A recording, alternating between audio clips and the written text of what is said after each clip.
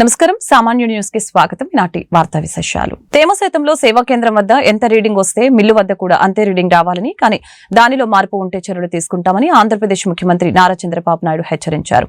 ఈ సందర్భంగా సీఎం అధికారులకు కీలక ఆదేశాలు జారీ చేశారు. కృష్ణా జిల్లా గంగూరులో రైతు సేవా కేంద్రాన్ని సీఎం చంద్రబాబు, మంత్రులు నాదెండ్ల మనోహర్, కొల్లు రవీంద్ర ఇవాళ సందర్శించారు. ఈ సందర్భంగా సేవా కేంద్రంలో ఓ రైతుతో సీఎం చంద్రబాబు మాట్లాడారు. రైతు నుంచి ధాన్యం ఎలా సేకరిస్తారో సీఎం కు సేవా కేంద్రం సిబ్బంది చూపించారు. ధాన్యం తానెలా అమ్ముతున్నది సీఎం చంద్రబాబుకు రైతు ఆకునూరి సాంబశివరావు వివరించారు.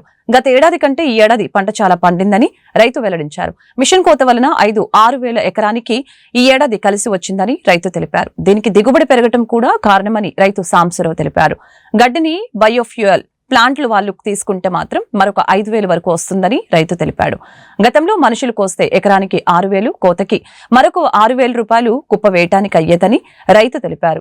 తోలకానికి మరొక 3,000 ఖర్చు అయ్యేదని అన్నారు. ఈ లెక్కన అన్ని కలుపుకొని మనుషుల ద్వారా వ్యవసాయం చేస్తే 25,000 రూపాయల దాకా ఖర్చు అవుతుందని చెప్పారు. ధాన్యం డబ్బుల్లో కోత లేదు, డబ్బులు కరెక్ట్ గానే వస్తున్నాయని చెప్పారు. ఇప్పుడు ఉన్న వ్యవస్థ బాగానే పనిచేస్తుందని అన్నారు.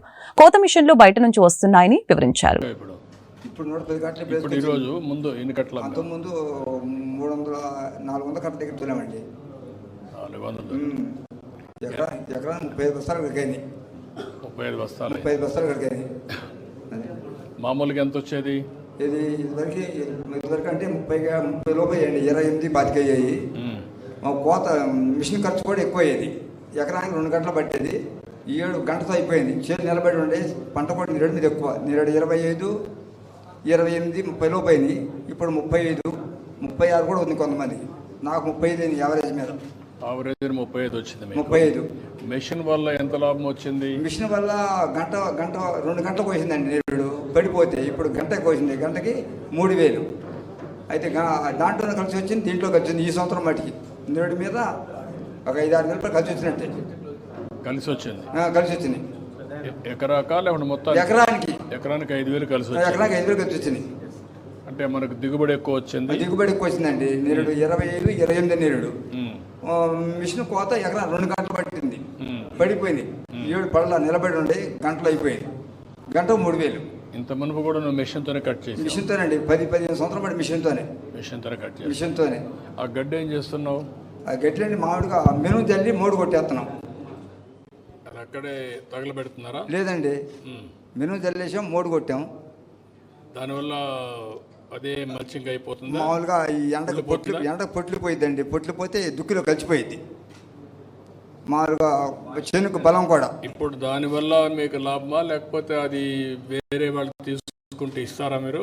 వేరే వాళ్ళు ఎకరాకు 5,000 వస్తుంది, అప్పుడు చేయగలుగుతారా? ఇప్పుడు ఇక్కడ తీసుకోవట్లేదండి. ఇక్కడ లేదు. ఇప్పుడు ఒకవేళ కానీ బయోఫ్యూయల్ ప్లాంట్ వస్తే ఒక 5 ఎకరాకు 5,000 అదనంగా వస్తుంది. అది లాభమా ఇది లాభమా నీకు? మామూలుగా బయట అమ్ముకుంటే మంచిదే. కొనుగోళ్ళు ఉంటే కొనపోతే ఇదే లాభం. ఓకే, కొనుగోళ్ళు ఉంటే 5,000 అయితే బెటర్. కొనుగోళ్ళు ఉంటే అమ్ముకుంటాం. కొనేవాళ్ళు లేరు కాబట్టి మామూలుగా విత్తనాలు జల్లిసి 3 కూడా మొలకొచ్చేసింది. బాగా జాయిన్ ఉంది. 6 ఆకుల మీద ఉంది. ఓకే, గడ్డి వస్తుంది అండ్ స్టబుల్ ఉంటుంది సార్.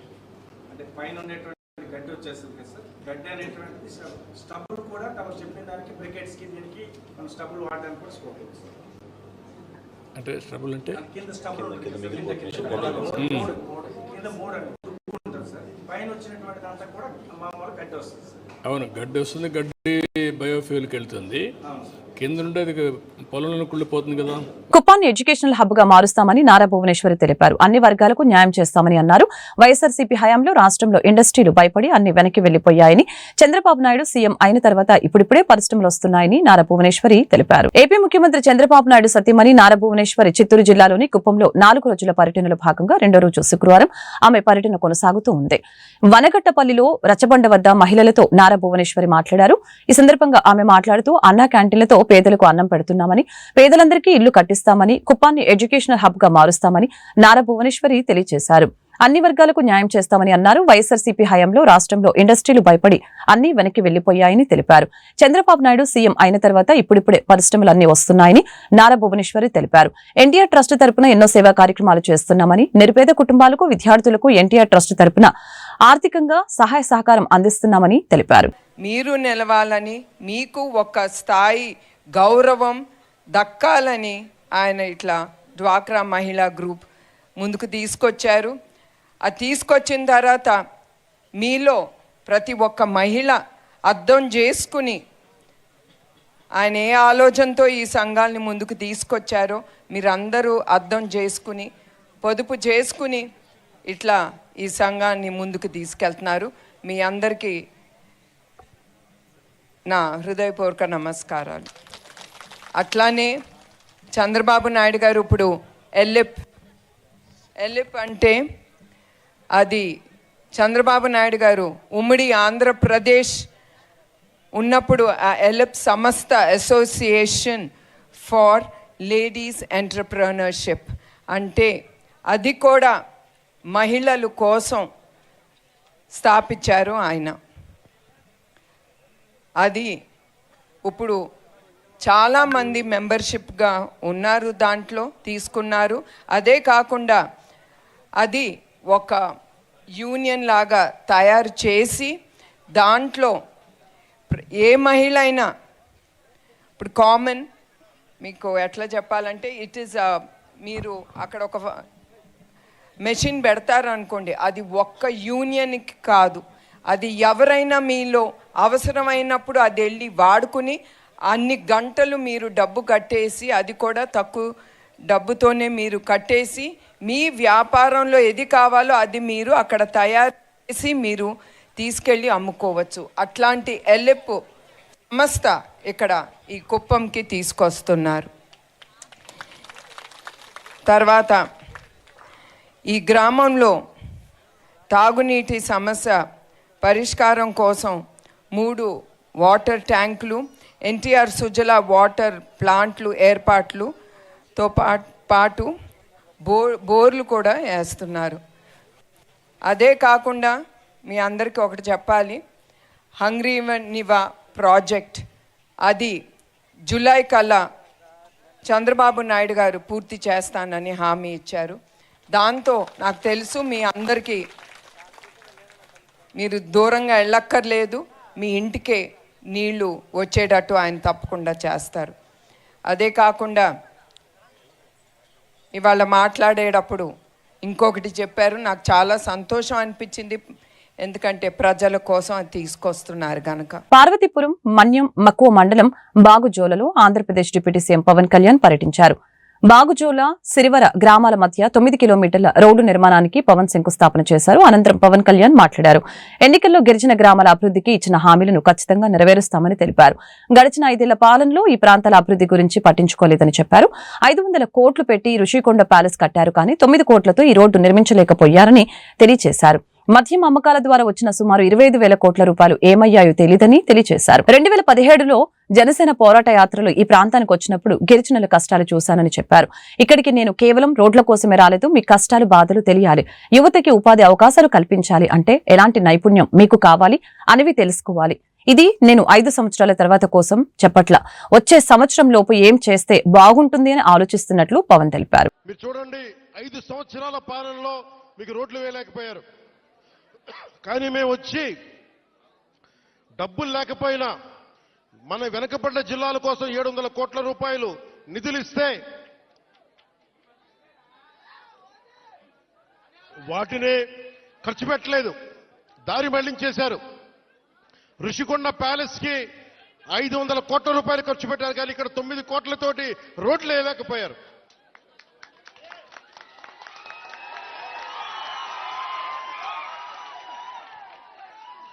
నేను ఈ రోజున దీన్ని ఆధారం చేసుకుని ఒకటే చెప్తా ఉన్నాను.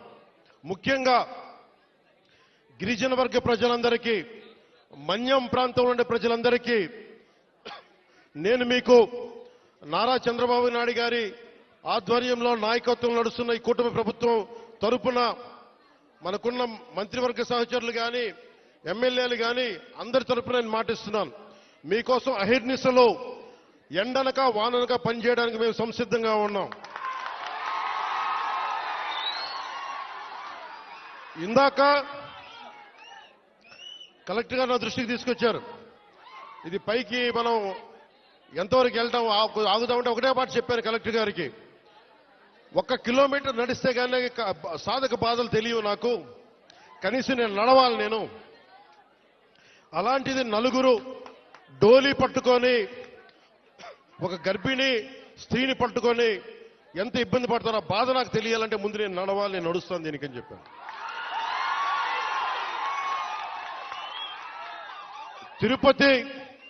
తిరుమల వెంకటేశ్వర స్వామికి నేను కొండెక్కా. ఆయన్ని ఒకటే కోరుకున్నా, నన్ను కష్టాలు తీర్చమని, ప్రజల కష్టాలు తీర్చమని నేను ఆయన కోరి కొండెక్కాను. ఈ రోజున నేను మన కొండెక్కా, మన కష్టాలు తీర్చమని. నా పక్కనే ఉన్న పంచాయతీరాజ్ కమిషనర్ గారికి కూడా, అడిషనల్ జాయింట్ సెక్రటరీ వారికి కూడా ఒకటే చెప్పాను, జీవితంలో ఎన్ని వైఫల్యాలు ఎదురైనా రాజీ పడకుండా ముందుకు సాగిపోవాలని ఐటీ శాఖ మంత్రి నారా లోకేష్ తెలిపారు.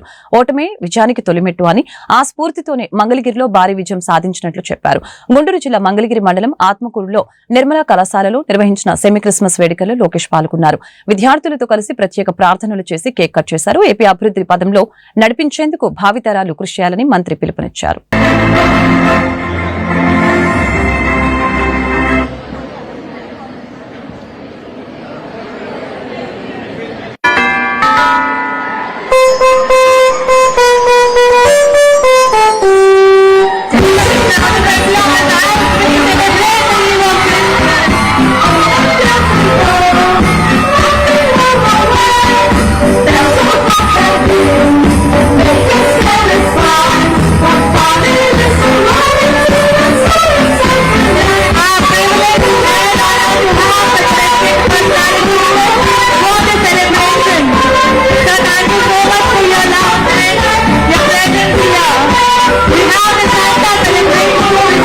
Came and met me, it reminded me of my school days. I did my junior college, 11th and 12th grade in Little Flower Junior College, and I remember the celebrations that we had there. Christmas is about love. It's about kindness and compassion. It's also about sharing what we have. Jesus has taught all of us to live in peace and harmony with each other. And this is something that all of us have to remember. All of us together need to strive to make the communities, the societies that we live in, more peaceful and tolerant. Christmas is about giving back to people who are also less fortunate. I started my journey in Mangalgiri in 2019. I lost in 2019. But I truly believe that I should again succeed where I lost. Why am I sharing this with you here? In our journey of our life, we will have many failures coming our way, but that should not deter us. There is a saying, failure is a stepping stone for success. And I believe I am an example standing in front of you. God has His own way. He designs His own challenges for us. I truly believe that He tests us again and again. And all of us should take a failure straight on its head and work hard to ensure that we deliver in what we believe. And I also believe that God has given us a lot of strength for each one of us sitting here. There's nothing about me, myself. We should all think about our families. We should think about our communities. If we all come together, we can do substantive change in society. I see a lot of youngsters here today. When I was your age, I used to also complain about things that should improve. It could be in society, it could be at home. But all of us should be the change agents. And that is very, very important. You know, John F. Kennedy in his inauguration speech said, don't ask what the country can do for you, but what you can do for the country. It's very, very important that we all think of it from that perspective. All of us have that strength in us, all of us have that energy in us. శుక్రవారం ఉదయం గుంటూరు నగరపాలక సంస్థ కార్యాలయంలోని ప్రారంభమైన council సమావేశం ప్రారంభం నుంచే రసాబసాగా మారింది. గుంటూరు 3 వంతెనల వద్ద నిర్మాణం కారణంగా ట్రాఫిక్ మళ్లించారని, ఈ నేపథ్యంలో 60 ఏళ్ల క్రితం నిర్మించిన శంకర్ విలాస్ బ్రిడ్జిపై తీవ్రంగా ట్రాఫిక్ ఏర్పడుతుందని ఎమ్మెల్సీ లక్ష్మణరావు తెలియజేశారు. ఎలాంటి ప్రత్యామ్నాయ రోడ్డు మార్గం చూపకుండా 3 వంతెనల రోడ్డుని నిలుపుదల చేయడంతో పట్టణ ప్రజలు తీవ్ర ఇబ్బందులకి గురవుతున్నారని తెలిపారు. నగరపాలక సంస్థ అధికారులు ఎందుకు ముందుకు ఆలోచన చేయడం లేదో చెప్పాలని అన్నారు. ఇదే క్రమంలో వైఎస్సార్ కాంగ్రెస్ పార్టీకి చెందిన కార్పొరేటర్లు, టీడీపీ జనసేన పార్టీలకు చెందిన కార్పొరేటర్లకు మధ్య వివాదం చోటు చేసుకుంది. సిగ్నల్స్ ని ఏర్పాటు చేస్తేనే వీళ్ళకి ఒక అథారిటీ ఇస్తాము అన్నది కూడా ఒక వన్ ఆఫ్ ద నిబంధన అని చెప్పడం జరిగింది. అయితే కొన్ని చోట్ల ఫార్చునేట్లీ సిగ్నల్స్ కనిపిస్తూ ఉన్నాయి, కొన్ని సిగ్నల్స్ పనిచేయని తీరు కనపడుతుంది. దానికి కూడా మొన్న ట్రాఫిక్ రివ్యూలో కూడా నేను తెలుసుకోవడం జరిగింది, దాని మీద కూడా దృష్టి పెట్టి చేస్తున్నాము అని చెప్పడం జరిగింది. అయితే ట్రాఫిక్ సిఐ వారు ఈ ఆటోమేటెడ్ లైసెన్స్ ప్లేట్ రికగ్నిషన్ అంటే ALPR అనే ఒక స్ట్రాంగ్ కెమెరాస్ ని ఈ హోర్డింగ్స్ పెట్టుకునే వాళ్ళకి అసైన్ చేస్తే బాగుంటుంది, మున్సిపల్ కార్పొరేషన్ వాళ్ళకి బటన్ లేకుండా ఉంటుంది. కాబట్టి దీనికి మీరు శాంక్షన్ చేయండి, ఈ ఒక నామ్ ని తీసుకురండి అని చెప్పి కోరుతూ ఒక లెటర్ కార్పొరేషన్ వాళ్ళకి ఇవ్వడం జరిగింది అని తెలిసింది. దానికి వారు ఇచ్చిన పర్మిషన్ ఏంటి, దానికి తీసుకున్న యాక్షన్ ఏంటి, ఇలాగా ఇనాక్టివ్ గా ఉన్న కెమెరాస్ వల్ల ఏదో బుద్ధ విగ్రహాల్లాగా అక్కడ అన్నిటికీ వేలాడుతూ ఉన్న ఈ కెమెరాస్ వల్ల ఎలాంటి ఉపయోగం ఉంది, ఈ హోర్డింగ్స్ కి ఇచ్చిన పర్మిషన్స్ లో భాగంగా ఏమేమి ఇచ్చారు, ఎంతెంత కలెక్ట్ చేస్తున్నారు, అండ్ ఎవరైనా అదర్ పీపుల్ దీనికి యాడ్ చేసుకోవాలంటే వారి దగ్గర నుంచి ఒక ప్రిస్క్రైబ్డ్ అమౌంట్ ఇంతే కలెక్ట్ చేయాలి అనే విధి విధానం ఉందా? గుంటూరు నగరంలో కొత్తపేట భగత్ సింగ్ సెంటర్ వద్ద అఖిల భారత విద్యార్థి సమైక్య AASF ఆధ్వర్యంలో రాష్ట్ర వ్యాప్తంగా పెండింగ్ లో ఉన్న 3,580 కోట్ల ఫీజు రియంబర్స్మెంట్ స్కాలర్షిప్ విడుదల చేయాలని ఉరితాలతో నిరసన చేయడం జరిగింది. ఈ సందర్భంగా AASF రాష్ట్ర ప్రధాన కార్యదర్శి బందెల నాసర్జీ మాట్లాడారు. ప్రభుత్వం అధికారంలోకి వచ్చి నెలలు గడుస్తున్న విద్యా దీవెన, వసతి దీవెన, MTF, RTF మార్చినది కానీ ప్రభుత్వం ఇచ్చిన హామీ మేరకు పెండింగ్ లో ఉన్న బకాయిలను చెల్లించడంలో అలసత్వం వహిస్తుంది. అందువలన విద్యార్థులు తీవ్ర మానసిక ఒత్తిడికి విద్యా సంస్థల యాజమాన్యాల వద్ద గురవుతూ ఉన్నారు. ఇప్పటికే విద్యా సంవత్సరం పూర్తి చేసుకుని ఫీజులు చెల్లించలేక కళాశాలల్లోనే సర్టిఫికెట్లు ఉంచి ఉన్నత విద్య చదవలేక మరొక పనికి వెళ్లలేక తీవ్ర ఇబ్బందులకి గురవుతున్నారు. ఆ మేరకు ప్రభుత్వ లెక్కల ప్రకారం యాజమాన్యుల వద్ద 7 లక్షల విద్యార్థుల సర్టిఫికెట్లు ఉన్నాయి. యాజమాన్యుల దగ్గర సర్టిఫికెట్లు ఉండటం ఎవరికి ప్రయోజనం? మరొక పక్కన ప్రభుత్వం యాజమాన్యులందరికీ పూర్తిగా చెల్లిస్తాం, విద్యార్థులకు అడ్మిషన్ సమయంలో, పరీక్షల సమయంలో ఎలాంటి ఆర్థిక ఇబ్బందులు పెట్టకూడదు అనే స్పష్టమైన ఆదేశాలు లేకపోవడం వలన విద్యార్థుల వద్ద నుంచే పేరు మోసిన కళాశాలలో ముక్కుపిండి వసూలు చేస్తున్నారు. ప్రభుత్వ అధికారులు, ప్రభుత్వ యంత్రాంగం వీటన్నిటిని చూస్తూ ఉన్నారు తప్ప కార్యాచరణ సిద్ధం కావటం లేదని ఈ సందర్భంగా మండిపడ్డారు. డిగ్రీ విద్యార్థులకు హామీ ఇచ్చి ఎలక్షన్స్ ముందు యువగలం పాదయాత్ర 4 లక్షల హామీ ఇచ్చారు. కానీ అధికారంలోకి వచ్చిన తర్వాత 100 రోజులు పండుగ చేసుకున్నారు తప్ప ఈ రాష్ట్రంలో రియంబర్స్మెంట్ స్కాలర్షిప్ ఒక్క రూపాయి కూడా విడుదల చేయలేదు ఏ రాష్ట్ర ప్రభుత్వం. ఈరోజు ఏ విద్యార్థికి ఈరోజు AASF మేము స్టూడెంట్గా అడుగుతూ ఉన్నాం, నారా లోకేష్ గారు మీ సొంత నియోజకవర్గంలో ఎమ్మెల్యేగా గెలవక ముందు మీరు యువగలం పాదయాత్రలు హామీ ఇచ్చారు. అధికారంలోకి వచ్చిన వెంటనే నేను 3,500 కోట్ల రూపాయలు రియంబర్స్మెంట్ స్కాలర్షిప్ విడుదల చేస్తామని చెప్పని అధికారంలోకి వచ్చారు. కానీ కనీసం ఒక్క సమీక్ష కార్యక్రమం నిర్వహించలేదు. కేవలం ట్విట్టర్లో ట్వీట్లు చేస్తూ ఉన్నారు. విద్యార్థులారా మీరు త్వరలో మంచి వార్తలు వినబోతా ఉన్నారు, మీ డబ్బులు పడతా ఉన్నాయని చెప్పని ఈరోజు మీరు చెప్తా ఉన్నారు 20 లక్షల ఉద్యోగాలు ఇస్తామని చెప్పని. ఈరోజు రాష్ట్ర వ్యాప్తంగా దాదాపు 12 లక్షల మంది విద్యార్థులకి రియంబర్స్మెంట్ స్కాలర్షిప్ లేక వారి చేతి సర్టిఫికేట్లు. అయ్యా మహాప్రభు విద్యాశాఖ మంత్రి నారా లోకేష్ గారు సర్టిఫికేట్ లేని విద్యార్థులకి ఈరోజు మీరు ఉద్యోగం కట్టిస్తారని చెప్పని AASF సూటిగా ప్రశ్నిస్తూ ఉన్నాం. రాష్ట్ర వ్యాప్తంగా మీరు చెప్పారు గతంలో అనేక మంది విద్యార్థులకి ఈ జగన్ ప్రభుత్వం మోసం చేస్తూ ఉంది, రియంబర్స్మెంట్ స్కాలర్షిప్ ఇవ్వట్లేదు. ఆ స్కాలర్షిప్ రియంబర్స్మెంట్ ఇవ్వకపోవడం వల్ల చేతి సర్టిఫికేట్ అందట్లేదు. సర్టిఫికేట్ లేకపోవడం వల్ల అనేక మంది విద్యార్థులు వారి తల్లిదండ్రులకి ఈరోజు భారం అయిపోయి ఆత్మహత్యలు చేసుకుంటూ ఉన్నారు. అదేవిధంగా ఈరోజు ఉద్యోగాలు లేవని చెప్పని సాక్షాత్తు మీ నోటితో చెప్పారు. కానీ ఇప్పుడు కనీసం దాని మీద ఒక్క రూపాయి కూడా స్పందించకుండా ఖచ్చితంగా ఈరోజు విద్యార్థులు మోసం చేస్తూ ఉన్నారు. ఆల్ ఇండియా స్టూడెంట్ ఫెడరేషన్గా మేము డిమాండ్ చేస్తూ ఉన్నాం, మీరు తక్షణమే 3,500 కోట్ల రూపాయలు విడుదల చేయకపోతే మాత్రం జనవరి 10వ డెడ్ లైన్ దగ్గర డిగ్రీ, పీజీ అలాగే బీటెక్ విద్యార్థుల ఫీజు రియంబర్స్మెంట్లు పెండింగ్లో ఉన్నాయి, విడుదల చేయాలని చెప్పేసి ఇంతమంది విద్యార్థులతో కార్యక్రమం నిర్వహిస్తున్నాము. 2,100 కోట్లు ఫీజు రియంబర్స్మెంట్, 1,480 కోట్ల రూపాయలు వసతి దీవెన. గత ప్రభుత్వం 5 సంవత్సరాలుగా పెండింగ్ ఉన్న రియంబర్స్మెంట్ ఇప్పుడు ప్రభుత్వం మారినా కానీ ఇప్పుడు ప్రభుత్వం కూడా పట్టించుకోకపోవడం అనేది సిగ్గుచేటుగా భావించాలి. డిగ్రీ పూర్తి చేసుకున్న విద్యార్థులు పీజీ విద్యకి వెళ్ళాలన్నా, లేదు పీజీ పూర్తి చేసుకున్న విద్యార్థులు జాబ్కి వెళ్ళాలన్నా సర్టిఫికేట్ లేక 9 లక్షల మంది విద్యార్థులు లాస్ట్ అకాడమిక్ ఇయర్కి విద్యను పూర్తి చేసుకుంటే 3 లక్షల మంది విద్యార్థులు వాళ్ళ యొక్క పూజీ ఖర్చులు సొంతం కట్టుకొని వాళ్ళ యొక్క విద్యను, వాళ్ళ యొక్క సర్టిఫికెట్లను తీసుకొని వెళ్తున్నారు. అయితే మిగతా విద్యార్థులందరూ పేద బడుగు బలహీన వర్గ విద్యార్థులు వాళ్ళ యొక్క ఫీజులు కట్టుకోలేక సర్టిఫికెట్లను వాళ్ళ యొక్క కాలేజీల్లోనే వదిలేసుకున్న పరిస్థితిని చూస్తూ ఉన్నాం.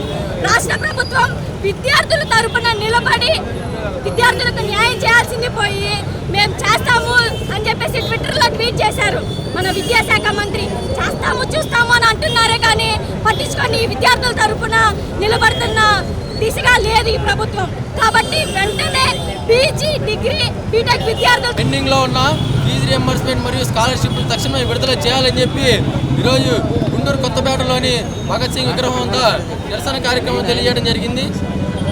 ఈరోజు రాష్ట్ర వ్యాప్తంగా 70% మంది ఎస్సీ, ఎస్టీ, బీసీ విద్యార్థులు ఎవరైతే పీజీ చదువుతున్న విద్యార్థులు ఈరోజు రాష్ట్రంలో చదువుతూ ఉన్నారు. ఈరోజు వాళ్ళకి ఫీజు రియంబర్స్మెంట్ ఎత్తివేశారు. జీవో నెంబర్ 77 తీసుకొచ్చి కేవలం విద్యార్థులకి అన్యాయం చేసే విధంగా జీవో నెంబర్ 77 తీసుకొచ్చారు. కాబట్టి తక్షణమే జీవో నెంబర్ 77 రద్దు చేసి పీజీ విద్యార్థులకు కూడా స్కాలర్షిప్ అలానే ఫీజు రియంబర్స్మెంట్. రేపు రాష్ట్ర మాజీ ముఖ్యమంత్రి వైఎస్ఆర్ కాంగ్రెస్ పార్టీ అధ్యక్షులు వైఎస్ జగన్మోహన్ రెడ్డి జన్మదినోత్సవం సందర్భంగా గుంటూరు నగరంలో పెద్ద ఎత్తున సేవా కార్యక్రమాలు చేపడుతున్నట్లు నగర డిప్యూటీ మేయర్, వైసీపీ నగర అధ్యక్షులు, తాడికొండ నియోజకవర్గ వైసీపీ సమన్వయకర్త వనమ బాలవచ్చుబాబు, డైమండ్ బాబు తెలిపారు. శుక్రవారం ఉదయం నగరంలోని మల్లికార్జునరావుపేటలో గల సెయింట్ ఆన్స్ అందుల పాఠశాలలో వైసీపీ గుంటూరు యూత్ మాజీ ప్రెసిడెంట్ ఎలికా శ్రీకాంత్ యాదవ్ ఆధ్వర్యంలో విద్యార్థులకి బుక్స్, పండ్లు పంచిపెట్టారు. కార్యక్రమంలో నగర తూర్పు నియోజకవర్గ వైసీపీ ఇన్ఛార్జి షేక్ నూరి ఫాతిమా, పలువురు పార్టీ శ్రేణులు పాల్గొన్నారు. మీ అందరికీ ఇటువంటి కార్యక్రమం చేసేటువంటి అవకాశం ఇచ్చినటువంటి సెయింట్ ఆన్స్ సిస్టర్స్ యాజమాన్యానికి, అలానే ఇక్కడ ఉన్నటువంటి టీచర్స్ అందరికీ కూడా హృదయపూర్వక కృతజ్ఞతలు, ధన్యవాదాలు తెలియజేసుకుంటున్నాను. గుంటూరు నగరం కొత్తపేటలోని ఆధునిక మల్టీ స్పెషాలిటీ హాస్పిటల్లో సెమీ క్రిస్మస్ వేడుకల్ని ఘనంగా నిర్వహించారు. ఈ వేడుకలలో ఆధునిక మల్టీ స్పెషాలిటీ హాస్పిటల్ మేనేజింగ్ పార్ట్నర్లు డాక్టర్ కడియాల శిల్ప సింధూర, డాక్టర్ వీర్నాల ప్రత్యూష్ హాజ్రీ వైద్యులకి, వైద్య సిబ్బందికి శుభాకాంక్షలు తెలిపారు. ఈ సందర్భంగా వారు మాట్లాడారు. సమస్త మానవాళికి శాంతి, సమాధానాన్ని బోధించిన యేసు క్రీస్తు చూపిన బాటను ప్రతి ఒక్కరూ ఆదర్శంగా తీసుకోవాలని తెలిపారు. ఆధునిక multi speciality hospital development coordinator Panthagani యోహన్ మాట్లాడుతూ ప్రేమ, సేవ, కరుణ అనే విధానాలని పరమావధిగా యేసుక్రీస్తు సమస్త మానవాళి కోసం చేసిన త్యాగం వెలకట్టలేనిదని చెప్పారు. ఆయన చూపిన బాటలో పయనిస్తూ ప్రపంచ శాంతి సమాధానాలతో ఉండాలని ఆయన ఆకాంక్షించారు. ఈ వేడుకలలో ఆధునిక మల్టీ స్పెషాలిటీ హాస్పిటల్స్ వైద్యులు doctor P Prithvi, doctor M V Harika మరియు వైద్య సిబ్బంది తదితరులు పాల్గొన్నారు. గుడ్ ఈవినింగ్ అండి. ఈరోజు ఆధునిక మల్టీ స్పెషాలిటీ హాస్పిటల్ తరపున ప్రపంచవ్యాప్తంగా అందరి ప్రజలకు కూడా క్రిస్మస్ మరియు నూతన సంవత్సర శుభాకాంక్షలు. ఈరోజు ఇక్కడ ఈవినింగ్ టైంలో సెమీ క్రిస్మస్ సెలబ్రేషన్స్ మా హాస్పిటల్ నందు జరుగుచున్నవండి. ఇందులో వైద్యులు, వైద్య సిబ్బంది, పేషెంట్స్ మరియు అటెండర్స్ మరి పాస్టర్ గారైన సుధీర్ గారు అందరూ పాల్గొన్నారు. ఈరోజు చాలా సంతోషంగా ఇక్కడ ఈ సెలబ్రేషన్స్ జరుగుచున్నవి. దీని సందర్భంగా అందరికీ కూడా విషెస్ తెలియజేస్తున్నాం. అందరు వైద్య బృందం అందరం కలిసి మీకు అందరికీ విషెస్ తెలియజేస్తున్నాం. ఈ సందర్భంగా ఈ హాస్పిటల్లో అన్ని వైద్య సదుపాయాలు అందుబాటులో ఉంటాయి అని చెప్పి అందరికీ ఈ సందర్భంగా తెలియజేస్తున్నాం. ఇక్కడ gynaec, pulmonology, ortho, ENT, general surgery, dialysis, ICU, ventilator care అన్ని రకాల సదుపాయాలు అతి తక్కువ ధరలోనే ప్రజలకు అందజేయబడుతున్నాయి. నాణ్యమైన క్వాలిటీతోటి, మంచి వైద్యంతో, తక్కువ ధరతోటి ఇక్కడ అన్ని రకాల వైద్య బృందం అందరూ ముందు అడుగుతో జనాలకు ఎటువంటి ఇబ్బంది ఉన్నా కూడా చాలా చక్కగా ప్రాబ్లమ్స్ అన్నింటినీ సాల్వ్ చేసి అందరు పేషెంట్స్ని సంతృప్తిగా ఇంటికి పంపిస్తున్నాం. తప్పకుండా ఈ అవకాశాన్ని సద్వినియోగం. ఈ వార్తలు ఇంతతో సమాప్తం. మరొక బులెటిన్లో మళ్ళీ కలుద్దాం. నమస్కారం.